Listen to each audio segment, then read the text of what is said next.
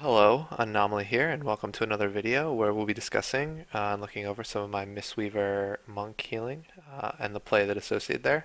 So today we're going to be taking a look at Mythic Guarm.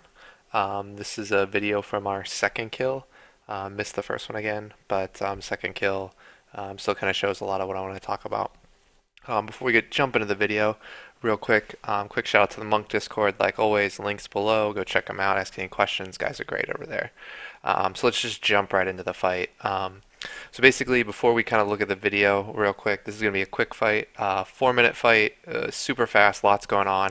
So I'm going to try and speak quickly, but if needed, I'll do a little bit of editing on the back end to kind of show, highlight, pause some of the more interesting parts of the fight. So basically, Mythic Guarm, really the biggest change is they add this debuff called Foams. So Foams, basically, it's a ticking debuff. I think it's like 8 to 10 seconds long. And then when it expires, if the foam is not dispelled onto someone who has the same color, so a frost foam on somebody who's already been soaking frost breath, it'll instantly kill that player.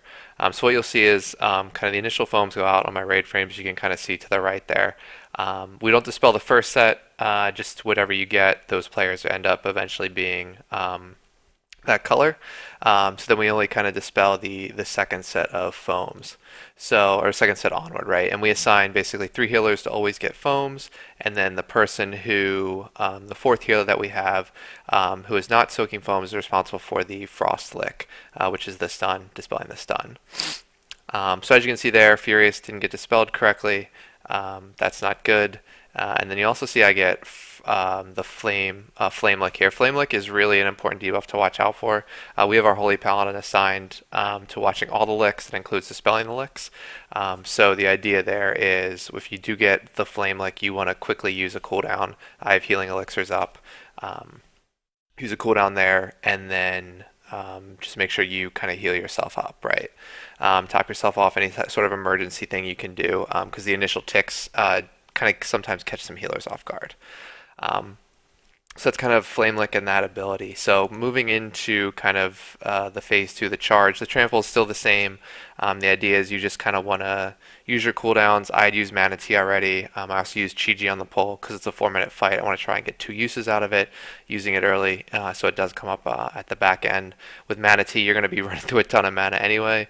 As you can see there, I potted early. So the idea is you want to kind of use as much as you can, or use your mana, your mana reduction abilities as quickly as possible, so that you get to use them multiple times over the course of the fight. So after phase 1, we get back into kind of the dispel phase with the foam. So for me, we use a weak aura. I can link the weak aura in the description, but kind of assigns a healer to an individual dispel target, and we basically dispel pretty much every debuff.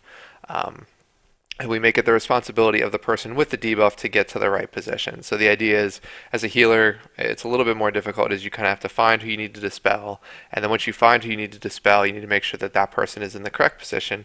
And once they're in the correct position, then you can dispel them, right? So a good example here, we'll watch Lashu. He's got a blue. I find him on my raid frames. I see that he's in the group with me, so I dispel him.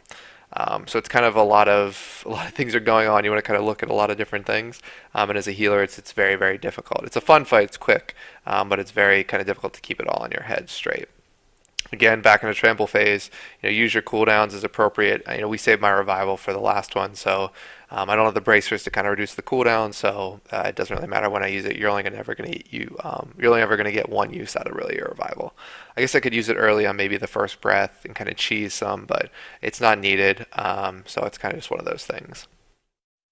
Again, more foams coming out. You're going to want to continue to kind of spell, make sure you know who you're dispelling. We kind of call it out basically if we're going to dispel pre or post breath, so that people know if they're moving before or after.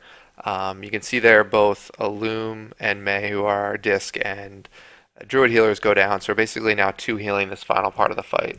It does get a little sketchy, a little hairy. We do get a couple of dispels off. We lose 2 more people there to not having dispels. So mana at this point is kind of in a very, very rough state. I got Mana Tea coming up in a couple seconds, so that's good, but I'm already super low and we're going into the trample. So that's kind of not a good thing right now. So at this point, I'm really just kind of trying to keep everybody up as best I can. Pop Mana Tea, get your Essence Fonts out. Just really at this point trying to do any healing possible to kind of keep everybody up.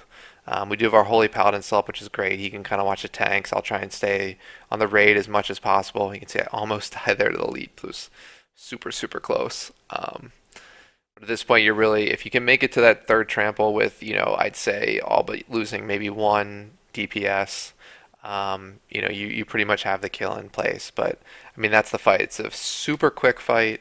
Um, so just you got to heal yourself, and then the biggest thing is really watching those foams, right?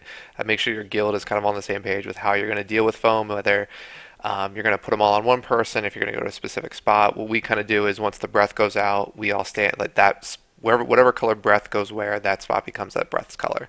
So if blue is all the way on the left-hand side, then the left-hand side is for blue. If blue is in the middle, then the last breath was blue in the middle, then now the soak spot for blue is in the middle. And we kind of leave healers in the front so they can hit most of the raid. But that's how we do. I mean, the fight is super quick. There's a lot going on, and I would say the biggest thing to look at is like make sure you're not losing people to flame lick, and make sure people are running and you're dispelling at appropriate times. As a healer, there's just a lot going on, so just keep your head on a swivel, kind of calm down, find who you need to dispel, and then make sure you know where they are to actually dispel them. So. Other than that, that is the fight. So thank you guys very much for watching. This will be the first time I kind of do a little bit of editing with the video rather than just speaking over it. So hopefully it turns out okay. But other than that, you guys have a great day. I'm assuming by the time this video comes out, Nighthold will be on the way. So good luck in Nighthold, and look for more of my videos there. So thank you very much, guys.